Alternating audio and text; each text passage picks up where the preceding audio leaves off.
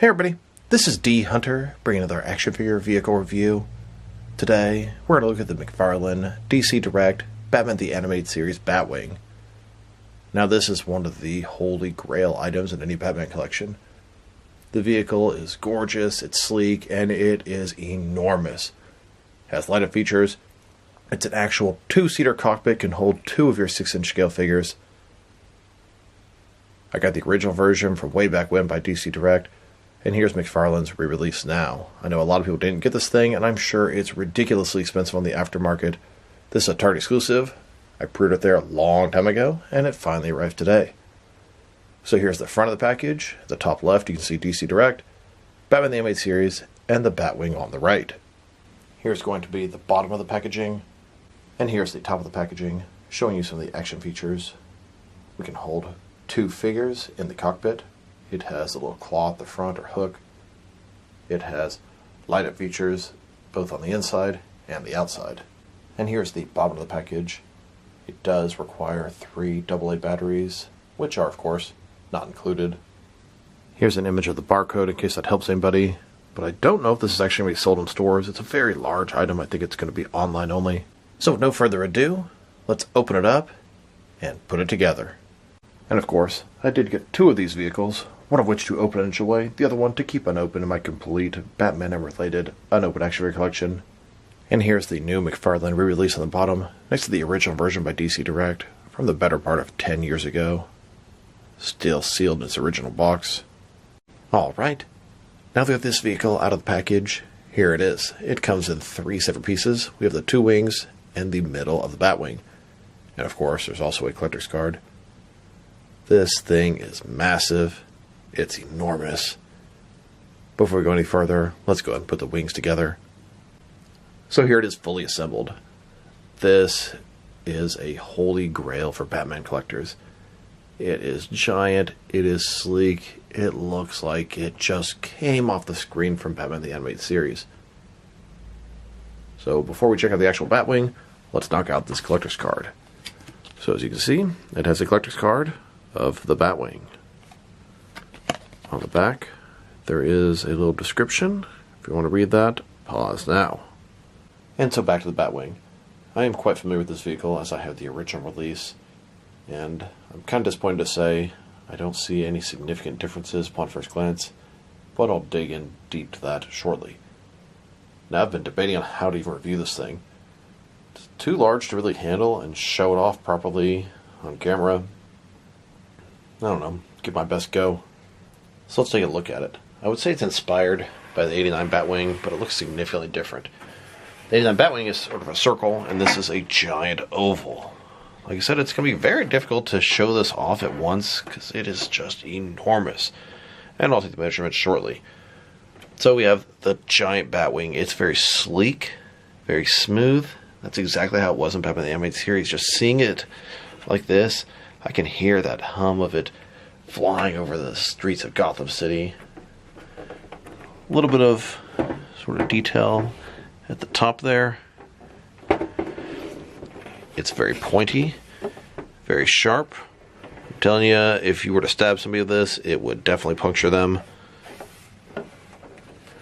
Then we have, of course, the cockpit, which comes down to reveal a place to actually seat your figure. And you have this back part here in case you want 1 seat. Take it off, and it's now a true 2-seater. I don't know what this thing is. Useless as far as I can tell. I'd rather just have the empty seat than cover it up. But inside, we've got all kind of details. It's going to light up. I'll try to take a better shot of that here in a minute. The back, we have the exhaust, also going to light up. At the bottom, pretty blank. That's where the batteries are going to go. It does have landing gear that actually comes out. Very, very cool. You can press this little thing if you want to pull the wings back off. I don't know, in case you want to store it or whatever. And the other action feature is it has a little hook that comes out at the bottom here, kind of like an 89 when he got the balloons. Or in Batman the Animated Series, I remember picking up a car and threatening some mobster till he spilled his secrets. And a closer look at some parts of the Batwing. Like I said, it's a very smooth surface. A few lines around it. We have the cockpit, a true two-seater, 1/12 scale. It looks awesome. Now to check out the measurements of this thing. And did I say it is massive? Because that is an understatement. But the most awkward thing to review. Now, from the back all the way to the front point, about 37, 38 inches long. How wide is it? From one side to the other, about 25 inches wide. And how tall is it? About 5 inches tall, but that's without the landing gear. Now to check out the action features. Let's start off by talking about the cockpit. I'm not going to put any figures in until a little bit later in the video. That'll be how I end this video. But we do have a functioning cockpit.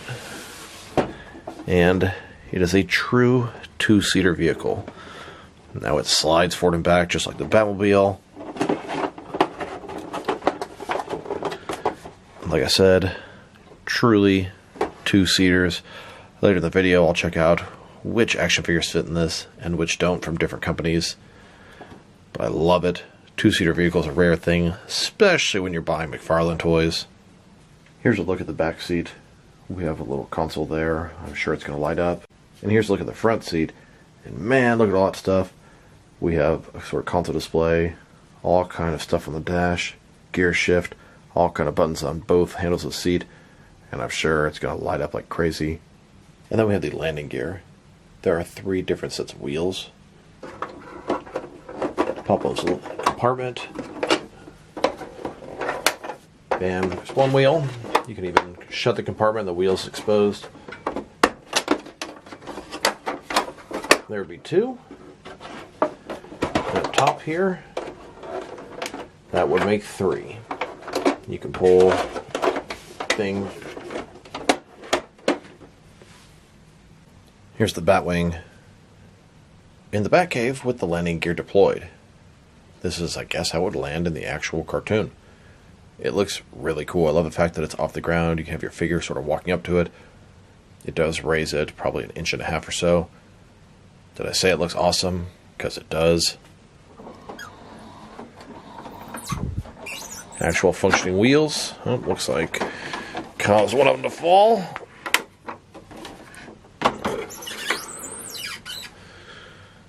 That is just magnificent. Another action feature that we have is this hook that's going to come out, just like in the 1989 film and in Batman the M8 series. So, oof, those wheels are very squeaky. Raise it up, you got this little compartment down here. I'm not sure how well you can see that, but open it up, and then there's a hook in there, and you got to kind of pull it out.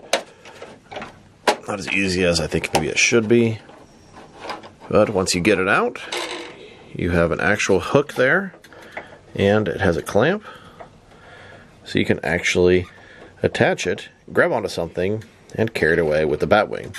And when you want, just sort of push it back in there, shut the compartment,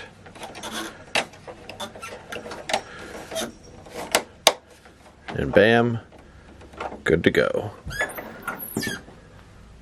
And for the final action feature, this will be the light up feature. So here's the Batwing in a fully lit room with no lights on. And then here, with the lights on in a fully lit room, you can barely tell. And then here it is, lit up in a semi-lit room. And then here it is lit up in a completely dark room. And now to show off the light feature a little better. So, as you can see, the two-seater cockpit lights up. Pull it all the way open. And all kind of lights inside, all the different knobs, display panels. It actually looks really, really cool. And at the back of the vehicle, of course, the exhaust is lit up.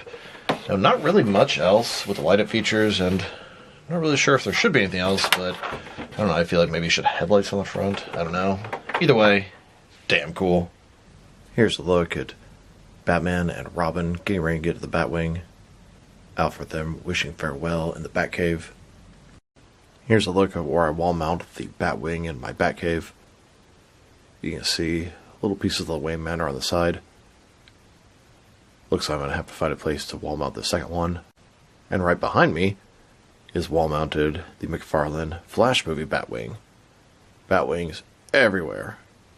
Now let's check it out next to some other Batman vehicles, starting off with some other Batwings. Here's the McFarlane re-release of the Batwing on the left, next to the original DC Direct version on the right. I'd say the main significant difference is going to be the canopy glass has sort of a blue tint to it in the McFarlane version, and it's got a black tint to it on the DC Direct version. And here it is, next to the older Kenner version. Mini-Me. They made both a gray and black version. I think these were labeled the New Batman Adventures, but it's obviously the same mold as the Batman the Animated Series Batwing. Then, next to the Toy Biz, 1989 Michael Keaton Batwing. I really hope McFarlane makes one in the 7-inch scale. Next, with the Kenner Batman Forever Batwing. Also really hoping and honestly expecting McFarlane to make one of these. And now, next to the Hot Toys 1/12 scale Dark Knight Rises The Bat. Pretty much the Dark Knight Trilogy's version of the Batwing. And here, next to Mattel's Justice League Flying Fox.